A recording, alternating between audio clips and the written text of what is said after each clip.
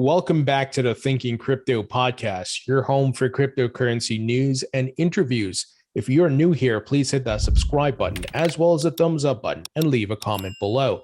If you're listening on a podcast platform, please give me a 5-star rating. Quick word from our sponsor, and that is Link2, which makes private equity investment easy. Link2 is democratizing the process, allowing individual accredited investors to get access to crypto companies and tech companies. Previously, you had to be part of a venture capital firm or a large hedge fund. Well, now you have access to these crypto companies and you can gain equity shares. And of course, these shares are pre-IPO. So it's a really big opportunity to double dip, if you want to call it that. And this is what the large institutional players are doing. They're holding the tokens like many of you do already, and they're investing in the companies building the infrastructure of the crypto market so you can make money on both sides. So Link2 is allowing you to get access to Ripple, BitPay, Dapper Labs, Uphold, Abra, and many others. So once again, a great opportunity that has not been available before. So if you'd like to learn more, please check out the link in the description. Now, let's take a look at the crypto market right now. Bitcoin and Ethereum looking very strong. Bitcoin is over $22,000 right now. Ethereum is back over $1,500. Ethereum is up near 43% from a 7-day perspective. So what's happening here, my friends? Is the bull market back? No. We are in a bear market, and this is most likely a relief rally. We could possibly see Bitcoin go to 25K and then have a correction again into possibly lower prices. So don't be fooled by this. And we always have to let these rallies prove themselves, not because something jumps a few $100 or $1,000. That means that there's some big rally happening. Now, certainly I want higher prices, but I understand the market cycles. And we saw our top last year, and we are now in a bear market where you're going to probably see some of these small relief rallies along the way, but a lot of downward pressure, a lot of sideways movement. So just something to be aware of as we see the prices move. But I am happy to see green, don't get me wrong. But I know from a macro perspective, we're still in a bear market. There are still macroeconomic factors with the Fed, inflation, interest rates, and many other catalysts that could send us down even at lower prices. And, certainly people are looking to see, have we hit the bottom? It's hard to tell, but we could have. I think we are in a buy zone, a bottom zone, if you want to call it that. But it's very hard to call the exact number of what a bottom will be. Same way it's, very hard to call the top of what that blow off top number would be. So you kind of have to look at it as a zone. This is certainly a buying zone. And when we go back into a bull market and it's euphoria and it's mainstream and we're near the top, you want to start taking profits. You want to start selling. Now, guys, tomorrow I will have my interview with Wesley Wynn, who's the founder of the XRPL Labs, and they're building some cool things. Many of you know the Sum wallet was created by Wesley Wynn. And they are now introducing the Hooks smart contract amendment for the XRP ledger, which will enable smart contracts on the XRP ledger, guys. This is a big amendment here, and we talk about it in depth. We talk about the XRP ledger and building all kinds of cool stuff. That interview will be live tomorrow. You don't want to miss it. It's going to be a good one. And earlier today, if you haven't seen it yet, I uploaded my interview with Jack McDonald, CEO, Polysign, and Standard Custody. Be sure to check it out. They raised $53 million, and they're working with a lot of institutions, guys. Definitely a big player. Now, let's jump into some news. Well, Ripple CEO Brad Garlinghouse was tweeting a lot today. One of the things he tweeted about and was joking about was Jed McCaleb's taco stand account, which had, of course, billions of XRP. And we've been talking about it. He sold all those XRP. It is depleted now. Thank goodness. Like I said in my video yesterday, this is not anything major, with regards to the impact it would have physically on the XRP ledger or price, but more of a psychology standpoint. There's no more a guy selling millions of XRP every month, right? And that's not hanging over the head of Ripple and XRP holders. So funny enough, the folks at Ripple put together an entire article about this.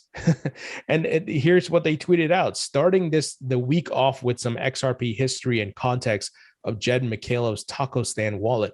they did a full article outlining the history of this, and that, obviously he's finished selling and so forth, and how the XRP was distributed to him and what went to charity and yada yada. And it's interesting. So I think the folks at Ripple are certainly happy about this.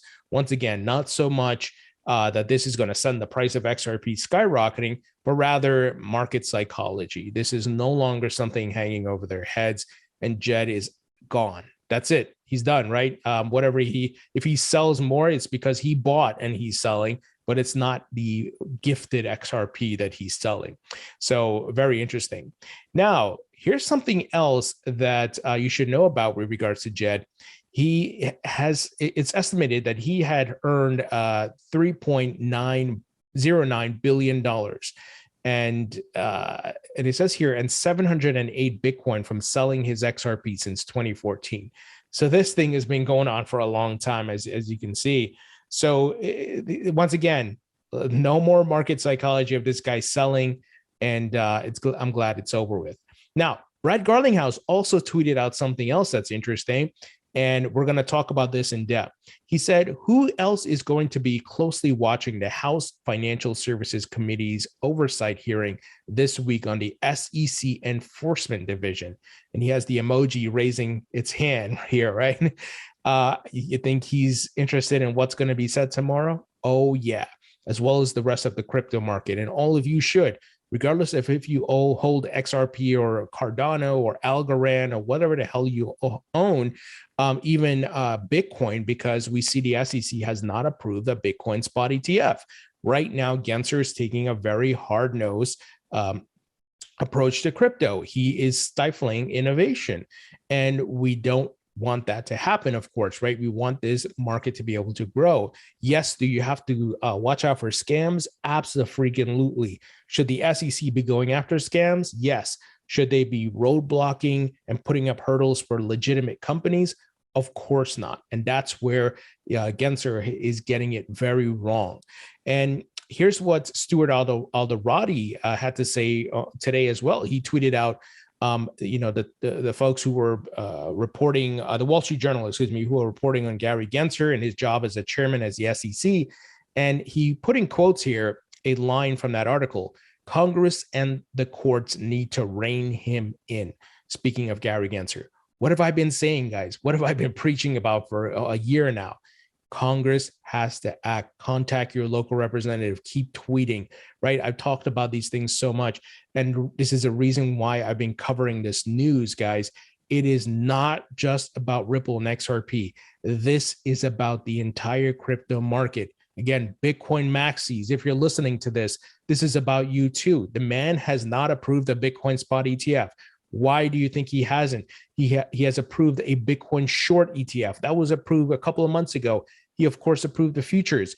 In my interview with Joseph Grunfest, former SEC commissioner who served under Ronald Reagan, he said these applicants for the Bitcoin spot ETF can sue the SEC for denials because there's no reason for them to deny the applications. And we know Grayscale is doing that. As soon as they got a denial, they filed a lawsuit against the SEC.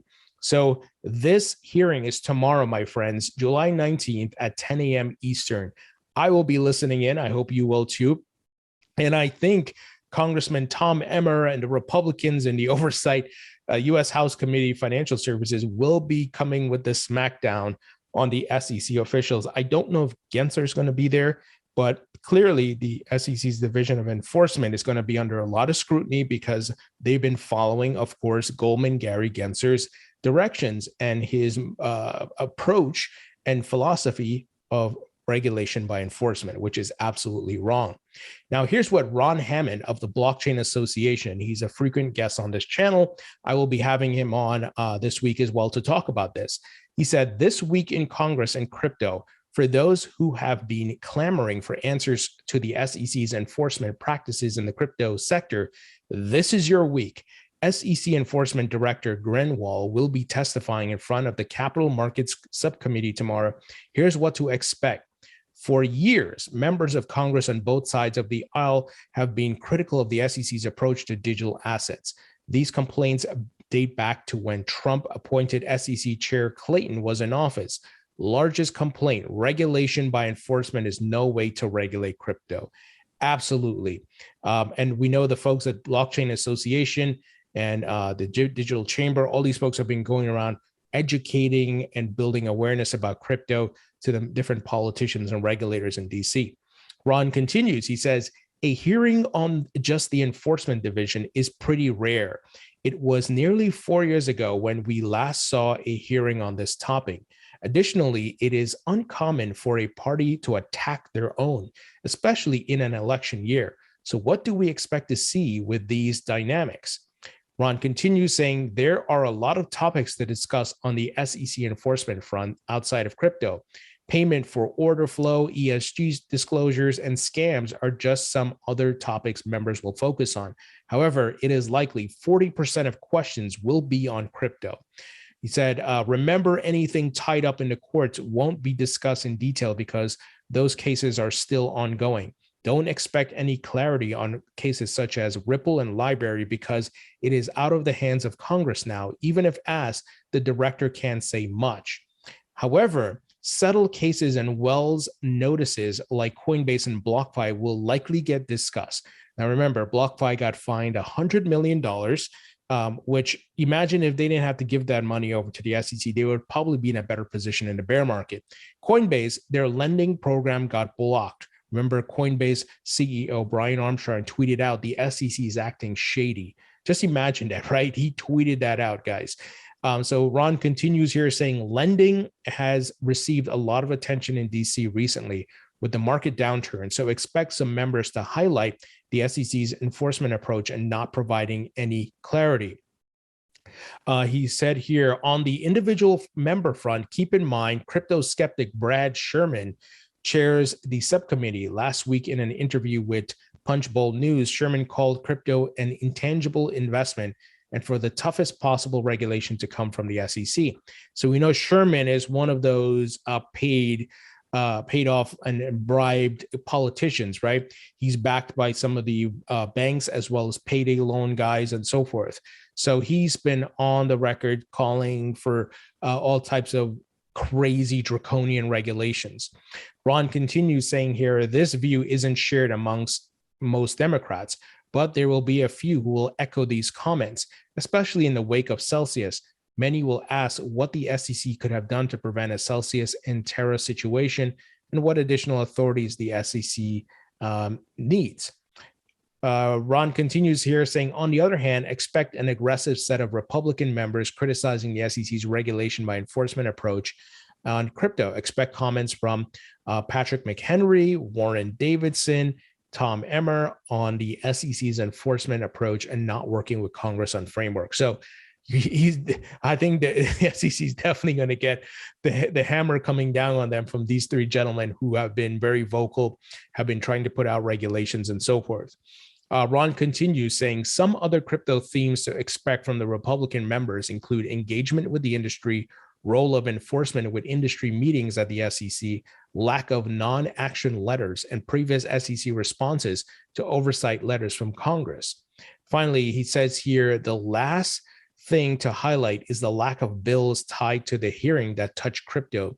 Usually bills are attached to hearings and are meant to guide the conversation. Even though this is the case, crypto has been dominating the attention of both the media and Congress. That's why I keep telling you guys, keep tweeting, keep making content, do videos, write to your representatives, write articles, blog posts, because it is now being picked up by the mainstream media. We see Fox Business, folks at Forbes are covering the SEC lawsuit and Gensler and so forth. So we got the folks on our sides, and we got to keep putting the pressure, guys. Ron says here, so what will be the takeaway? Likely will be a push for a few members for the SEC to be more aggressive on enforcement in crypto. On the other hand, many Republicans will be much more critical and remind the SEC, who likely will have control of Congress come November. Buckle up. So this is why I mentioned in yesterday's video, midterm elections are coming. Gensler may be softening his tone. Maybe he was softening ahead of this hearing because he had a meeting with Yahoo Finance last week, right? Strategic timing. And he was a little less aggressive. So he's going to be in big trouble when the Democrats lose, which I think they will. And I think a lot of people agree in the midterms, and Republicans take over even more. And you got guys like Tom Emmer and so forth are ready to go after Gensler. So we'll see what happens. We'll watch tomorrow's hearing, but this is going to be a big one, guys. And expect the SEC to get some spanking tomorrow. Now, with regards to the SEC Ripple lawsuit, here James K. Filan tweeted out the following: the court approves parties sealing requests regarding the MEC motion to participate in challenge to the SEC expert. So this is essentially John Deaton challenging that guy Duty that the SEC uses as an expert. Unsealed versions must be filed by tomorrow, July 19th. MEC must reply to the SEC objection to their participation by Monday, July 25th. So I'm sure John Deaton is working on this. I'll be interviewing him this week, and we're going to talk about everything happening with the lawsuit. Once again, all of this is so important for the rest of the crypto market. I don't care if you're a Bitcoin maxi. This is important to you because we see that John Deaton is representing XRP holders. It's laying out a schematic, a blueprint for what other crypto projects can do, people who support Bitcoin, Cardano, whatever it is. And this is so important, my friends. All right, let's move ahead to some funding news. Despite the bear market, companies are raising millions of dollars. And this is important news that you should know about as an investor. It shows there's still confidence in this technology and where this industry is going, my friends. And those who see this opportunity are going to make some significant returns. So funding roundup, crypto companies in India, Germany secure VC funds. Two separate projects received $100 million in funding last week. So look at the money that's coming in, my friends. So Fire becomes blockchain unicorn after securing valuation reaches $1.5 billion following fundraising. Gnosis Safe rebrands as Safe and raised $100 million in funding led by early stage crypto fund 1KX. Some of these funds I've never heard of, but clearly the funds are popping up everywhere around the globe, and they are raising a lot of money, my friends. These people see the opportunity just like they saw it in the .com, in the whole tech boom in the late 2000s. So they are raising money. They're getting capital from wealthy folks. This is bullish, in my opinion. Some people may look at this and be like, I don't care. But these companies are making the big bets. They're getting the money, and they're investing in the tokens as well as the companies building the infrastructure of the market. Here's another investment news here. Investment pros jump into bear market with new crypto hedge fund. James Ho and Vincent Zhao created Modular Capital in an attempt to support the space's growing use cases. So it's not even like the guys who have $1 billion.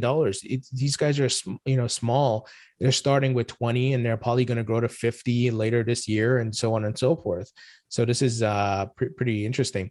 So recent industry pains will make the crypto ecosystem more resilient, co-founder James Ho said.